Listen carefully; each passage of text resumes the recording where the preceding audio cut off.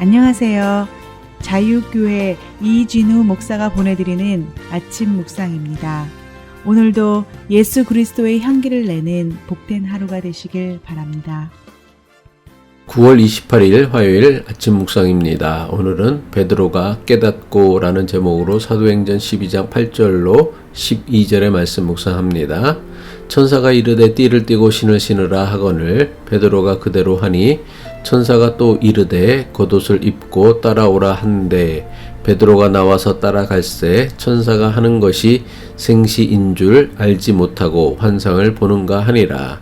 이에 첫째와 둘째 파수를 지나 시내로 통한 세문에 이르니 문이 저절로 열리는지라. 나와서 한 거리를 지나매 천사가 곧 떠나더라.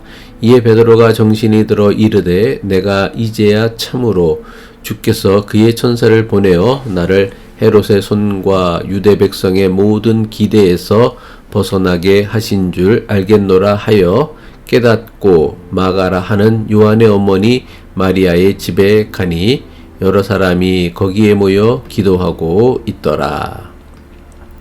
오늘도 주님과 동행하는 하루 되시길 바라며 화요일 아침 묵상 시작합니다. 헤롯의 감옥에 갇힌 베드로는 날이 밝으면 사람들 앞에 끌려나가 처형을 당해야 하는 절박한 상황이었습니다. 하지만 주님께서는 베드로를 구하기 위해 천사를 보내셨고 천사의 등장으로 감옥은 주님의 광채로 환하게 빛났습니다. 주의 사자는 죽음을 앞두고도 태평하게 잠을 자는 베드로의 옆구리를 쳐서 깨우고는 띠를 띠고 신을 신으라고 했습니다. 주의 사자가 베드로에게 띠를 띠라고 말씀하신 것은 단순히 흐트러진 옷 매무실을 바르게 하라는 의미가 아니었습니다. 우리말에도 허리띠를 단단히 맨다고 하면 새로운 결의와 굳은 각오를 다지는 것을 의미합니다. 유대 문화에서도 우리 문화와 비슷하게 허리띠를 매는 것은 새로운 결의와 굳은 각오를 다지는 것을 의미합니다. 주의 사자가 베드로에게 띠를 띠고 신을 신으라고 한 것은 장차 그가 감당해야 할 사명을 위해 마음을 새롭게 하고 굳은 각오를 하라는 것입니다.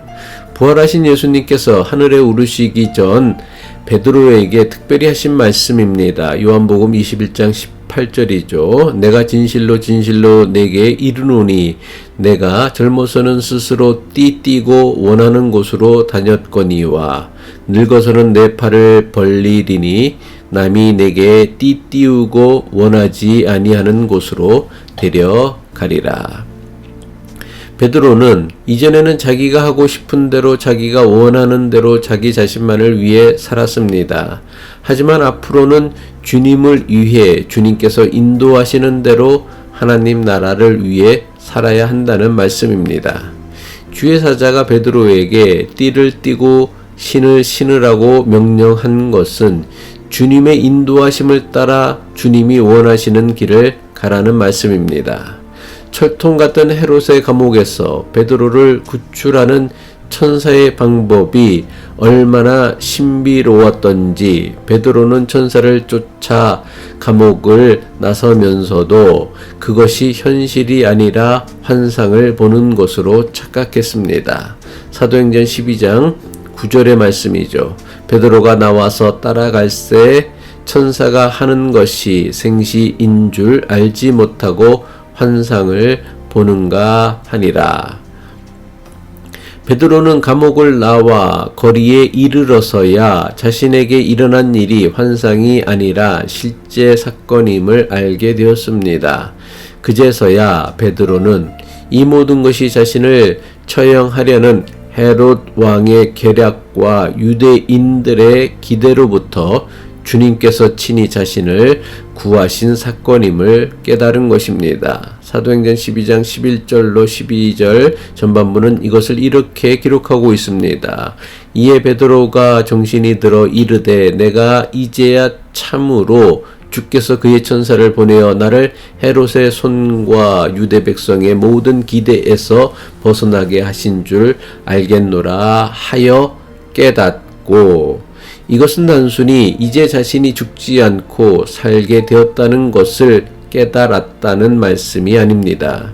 베드로는 헤롯에게 처형을 당하기 직전 죽음의 골짜기에서 자신을 구하신 주님의 뜻이 무엇인지를 비로소 깨달은 것입니다.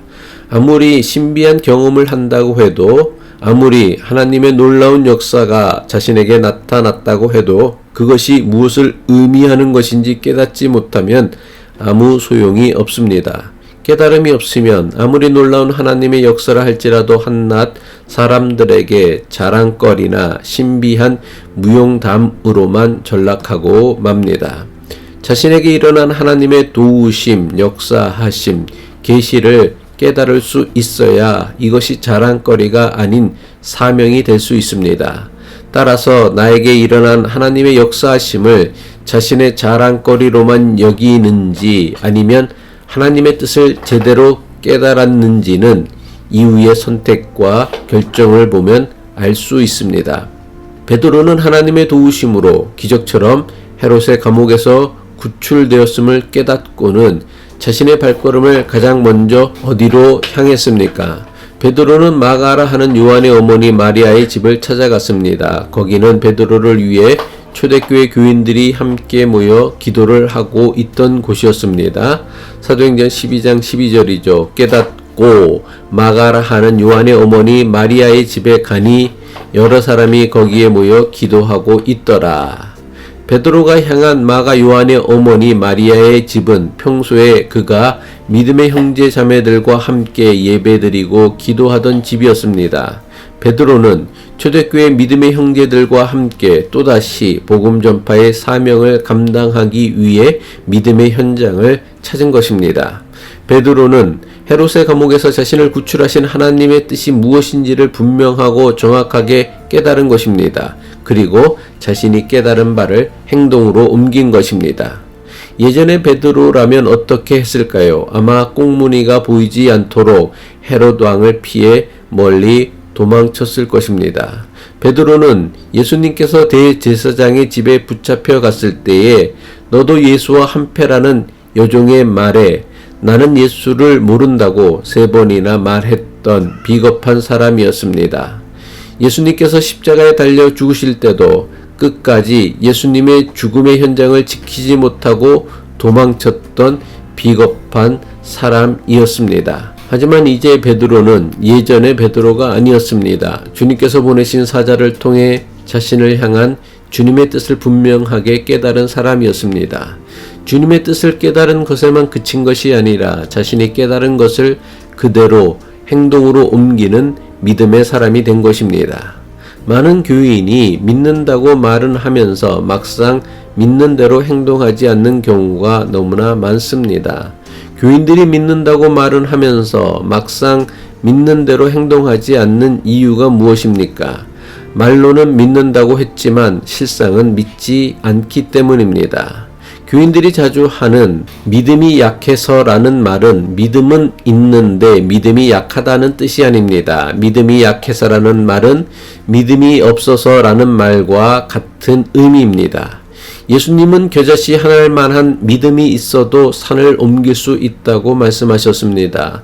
마태복음 17장 20절이죠. 이르시되 너의 믿음이 작은 까닭이니라. 진실로 너희에게 이르노니 만일 너희에게 믿음이 겨자씨 하나만큼만 있어도 이 산을 명하여 여기서 저기로 옮겨지라 하면 옮겨질 것이요 또 너희가 못할 것이 없으리라.